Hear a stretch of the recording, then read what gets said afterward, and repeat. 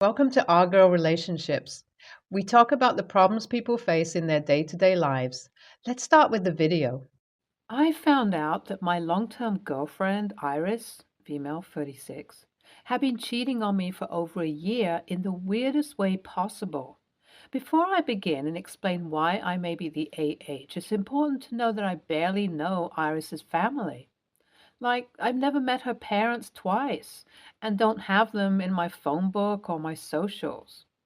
I was fine with this, as Iris always told me her parents were pretty toxic during her childhood, and she herself kept them at arm's length. Furthermore, they lived a few states away and never found the time to come and visit us. In 10 years, we hadn't talked that much and basically just knew of each other's existence. Iris has told me that she prefers it this way and does not want me to really build any kind of relationship with her parents, as they used to control her romantic relationships in the past. However, she does still speak to them as they are on friendly terms now. About 8 months ago, Iris told me that her parents had gotten separated and things were really tense at home, yada yada. With that story in mind, she told me not to contact either her mom or her dad, as this would lead to them feeling like I had picked a side and she didn't want to deal with the hassle. I complied because it made sense, to be honest. I wasn't close enough to either of her parents to catch up or offer condolences, so it was best that I kept my distance from the situation. After a few months, Iris tells me that her mother has found a new person with a son. Okay, a bit quick, but okay. That was about the end of it, and all I got, apart from the were little updates about her mom's developing relationship and other such details. Eventually, she tells me that her mom and this mystery boyfriend are going to get married. Apparently, after the divorce, her mom had also been working really hard to become closer to Iris, to at least form some kind of bond with her. Her mom, partner, and his son are going to come to visit us for a couple of weeks and discuss the wedding details. This new stepbrother Iris has was a wedding planner by profession, so he'd be doing most of the heavy lifting. Of course, all of this seemed like it was too convenient, but I just had a massive blind spot to this whole shenanigan back then. Her stepbrother, Dale, was meant to come in a week before her mom and stepdad and discuss venues with us. They had asked if I could lend my townhouse for a low-key ceremony, as it would help in cutting costs and create a bond with me that had been sorely missing. Of course, this was the first hole in the story, and when I look back on it now, I feel like an idiot. At first, Iris didn't want me to pick sides, but in just a few months, she was okay with me lending an entire venue dedicated to her mom finding a new boo. Nah, it didn't add up. I know now that it was just an excuse to bring Dale into the house. The first time my stupid brain picked up that something was off was when we went to pick up Dale from the airport. He and Iris seemed to be excessively familiar with each other in a way that couldn't have happened over a few phone calls. It didn't seem like an awkward first meeting, only a fake version of one. However, soon both of them began to talk about the wedding and things seemed to go back to normal. Once we got Dale settled in, they got down to planning in earnest and kept me quite busy. That is to say, I would often have to leave the house alone to go shopping for these two, or they would go out together to learn about each other's parents or whatever. Due to how I had been conditioned by Iris to not interact with her family at all, this probably would have worked. After a couple of days, Dale says, during breakfast, "Damn, Dad had a fall back home and broke his tailbone. I don't think he and your mother will be able to come right now. But since I'm already here, let's use this time to become friends, huh, stepsis? I'm sure we can meet them later." Again, in hindsight, this all seems too convenient, but I just didn't know any better. All I can do is thank my stars because one of my coworkers gave me the first proper piece of proof that something was up. By sheer luck, this work buddy of mine was at a pretty romantic bed and breakfast in the outskirts of our city with his wife, and he noticed Iris and her stepbrother at the buffet. Instead of confronting her, he took a picture and sent it to me, and by their body language, I'd be super concerned if they were in fact step-siblings. Reelings from the growing suspicion that my girlfriend might be cheating on me, I wanted to verify this family connection first and foremost. As disconnected as I was from Iris's family, I still knew her mom's name and general details about her life. A quick 30-minute hunt through Facebook eventually opened up her social media, and I had the shock of my life. Iris's mom was still, in fact, married to her father.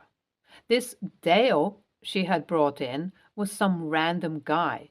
He had to be her side piece. God, I still cringe at the audacity of their plan. And I was going to get back at them in the best way possible. I decided to begin speaking to her family as part of my way of exacting revenge. I initiated a conversation with her mom and talked about how I regretted our lack of closeness. Surprisingly, she was on my side about this and said that she had tried to set up a family trip together a couple of months ago, but Iris had shut her down by saying I had work. Surprise, surprise, I said that I was willing to put time aside to get to know her and her husband, even claiming that I wanted their blessing before I asked Iris to marry me. This incentivized them to come over ASAP and also gave me the leverage to ask them to keep all of this a secret from Iris. So on a fine Tuesday afternoon, I went out of the house while Iris and Dale were at home, saying I was going to hit the links. I even told them that I'd be back in around 4 hours or so. What I was heading out for was to pick up Iris's parents from the airport. Considering how stupid and bold-faced they had been, I was sure that I would come back to see them up to something, and with her parents in tow. I had been fooled, I admit, but I was going full steam ahead to humiliate Iris at this point. The ride to and from the airport was really pleasant, and I got to know that her parents, Jane and Omar, are surprisingly nice people. When we pulled into the driveway and drove in, I was extra cautious to be quiet as we entered. Opening the door, Iris and Dale were nowhere to be seen. Leaving the suitcases at the door, we went upstairs and I went to settle them into our guest bedroom, where Dale had been holed up. The door was locked, and I asked, "Hey, anyone in there? Open up. I have a surprise for y'all." I heard panicked whispering, and then, "Just a minute, babe. I was helping Dale out with something."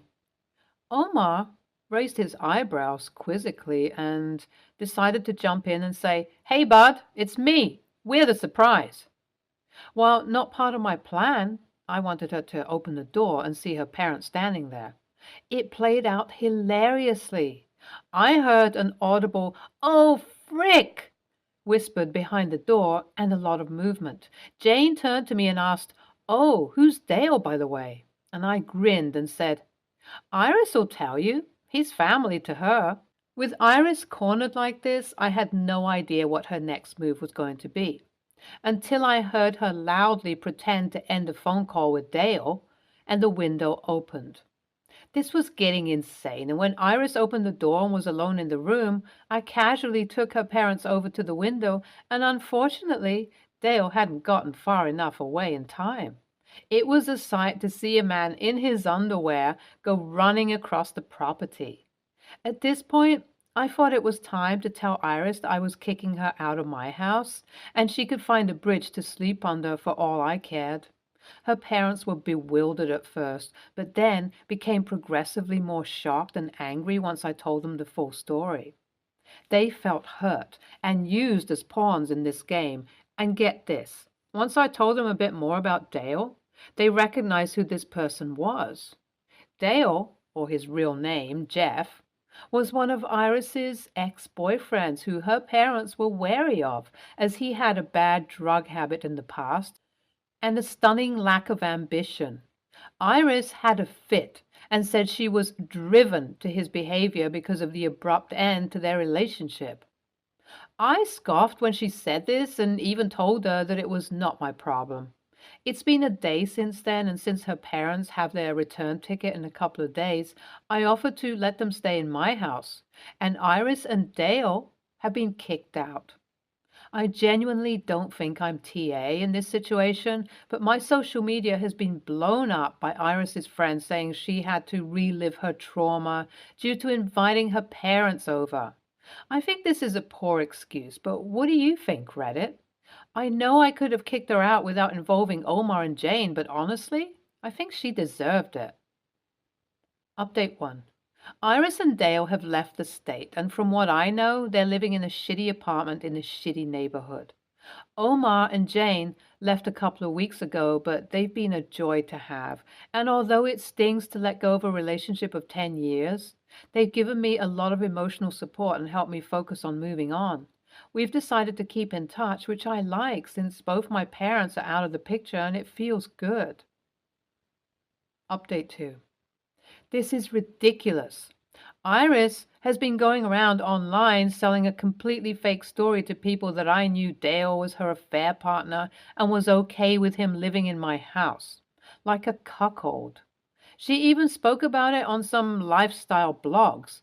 This added publicity was not what I wanted, and I've been doxxed by her fans now.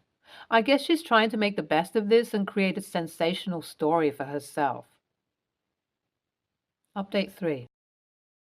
I've spoken to a lawyer and sued Iris for invasion of privacy and defamation. The ironic part is Omar called me and told me that she spoke to them and begged for money to cover legal fees, and they shut that down in a second. They're considering going NC with her due to her utter lack of remorse and a shitty attitude. NTA. This belongs on Am the Angel, to be honest. But I'll give it a pass since you went through such a wild ride. NTA, there was no way in hell this was going to pan out well for Iris, and I love how you gave her just desserts. Next story. In high school, my 28-year-old sister, Madeline, now 33 years old, was severely bullied. This popular girl, who I'll call Stacy, accused Madeline of trying to steal her boyfriend. Stacy started rumors about Madeline, and Madeline's former friends turned on her. Stacy and the other bullies made her life absolute hell. The bullying became so widespread that Madeline had to transfer schools. Madeline is doing well now. She has a loving husband and two beautiful daughters, but those bullies had destroyed her self-esteem for a long time. Even with therapy, she was only able to start recovering a few years into college. The shit those kids said and did to her still impacts her. Madeline and I have a sister-in-law, Maria, 32. She and my brother, Elliot, had two children together, Adrian, 5 years old, female, and Elijah, 3 years old, male. Sadly, Elliot passed away 2 years ago. Maria works full-time, but she spends just about all of her free time with her children, and if she ever splurges, it's for them. The last time she treated herself was several months ago when I booked her a spa appointment for her birthday. Maria is a wonderful mother. However, Madeline has become very critical of Maria for working full-time and not remarrying. Madeline stays home with her girls.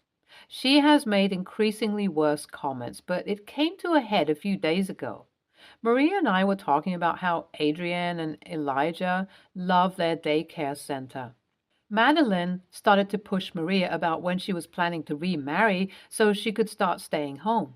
Madeline raised her voice and called Maria selfish for not being ready to remarry and for not wanting to be a stay-at-home mom. Madeline said she needs to get the kids a father figure because otherwise Adrian will end up dating a guy who treats her like shit, and Elijah may become one of those bad men. And how a mother's first priority should be her children and not some job. I and Maria kept trying to de-escalate, but then Madeline attacked Maria's outfit and weight gain. Maria gained a small amount of weight after Elliot's passing, but she's still absolutely beautiful. And called Maria selfish for not maintaining her appearance so she could find a new husband. I snapped at Madeline that her attitude is ugly, and right now she's just being like Stacy and the other bullies who made her life hell in high school. Madeline screamed at us, and I saw tears in her eyes before she left. My mother told me that I screwed up majorly with what I told Madeline. Mom said while Madeline phrased it in a bad way, and she would talk to her about it later, Madeline's statements were out of love and genuine concern for her niece and nephew. And I was beyond cruel and had no right to compare Madeline to her high school bullies, especially when I remembered how Madeline would come home sobbing because of the bullying and how her self-esteem was destroyed for years after. Now I'm worried that I went too far with what I said. AITA? Update. A lot of you guys have been suggesting that Madeline was secretly the high school bully and she only pretended to be a victim. I want to clarify that while bullies pretending to be victims have happened in many other situations, it is absolutely not true for Madeline. Madeline was always a nice, friendly kid, especially with her friends. If anything, her friends were the ones who came off as the shallow, drama-loving types to me. Stacy and the other kids undoubtedly bullied Madeline. They did things like destroy Madeline's backpack and pour garbage water over her hair. They slipped notes into her lockers, calling her ugly and stupid and worthless. I remember they followed Madeline home once and hit and insulted her until our neighbors stepped in and scared the bullies away. I think what most likely is going on is because Madeline had so many awful experiences with the bullies and was their victim for so long, she can't see herself as being like them.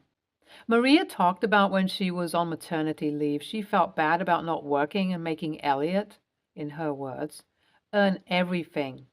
I think Madeline probably feels similar and is subconsciously projecting it onto Maria. Madeline is still upset and is currently not talking to me at the moment. I'm going to wait until Madeline has had time to reflect and is ready to again. Then I'll try and talk to Madeline about these feelings and about the possibility of her returning to therapy. I wanted to thank everyone for their thoughtful words and advice. NTA. Mom said while Madeline phrased it in a bad way. That's one way of putting it, which minimizes and completely ignores what she actually said, which was telling Maria she was selfish for not being ready to remarry, telling Maria she needs to get the kids a father figure, criticizing Maria's outfit, criticizing Maria's weight, predicting Maria that her children will have miserable futures, daughter will end up dating a guy who treats her like shit, and her son may become one of those bad men. I give credit to your mother for being able to see out of those rose-colored glasses. Your sister is not just a bully, she is bullying a widow. I mean, teenagers, you almost expect bullying, but a woman in her 30s bullying a widow? That is extra. Next story. Last night, my husband and I, both 36, went and saw the movie Barbarian. If you're not familiar, it's a horror movie. As we're coming into the theater, I see a young family with a baby who's maybe a few months old. I'm instantly put off. Not because I don't like children, but babies have no place at a movie theater, especially a horror movie in the evening. I tried to give them the benefit of the doubt, but the kid is fussing and making noise through the previews. I'm hoping they'll get it together and feed the baby, use a passy, but the movie starts and the noise continues. I didn't want to get an employee because I'd missed the movie and I figured there's not much the employees would do anyway. So I say very loudly, "Quiet your kid. Who brings a baby to a movie theater?" No one else has dared to say anything, but I'm not sure no one else is happy about the situation. It continues and the movie gets to a suspenseful part. The baby starts fussing and making a noise again. It is ruining the tension and tone of the movie. I say loudly again, "You are ruining the movie for everyone. Get out." At this point, the parents get up to leave, but they reach the front and they start scanning the crowd to see who said it. They were pissed and looked like they wanted to fight. I didn't engage them because I have no desire to be arrested and mess with my work situation. They left and the rest of the theater was peaceful. The movie is fantastic if you like horror. I'm doubting myself because I am a mom and I understand that parenting is tough. This could be their first baby and they're learning. Maybe they couldn't afford a babysitter. I just don't think it's acceptable to bring a noisy baby to a movie theater, especially in the evening to a movie for adults. I just can't believe I'm the only one who spoke up. AITA? Edit. Yes, I was very irritated at the point that I said something because the kid fussed during all the previews and continued into the movie. To all the people saying I was just as disruptive listening to a baby for 20 minutes and me talking exactly twice are very different things. NTA. It's insane how many people will bring a straight up infant to a horror movie because they don't want to hire a babysitter. If money is the issue, then they could have found something to do that was baby appropriate. Stay tuned for more stories from our girl relationships.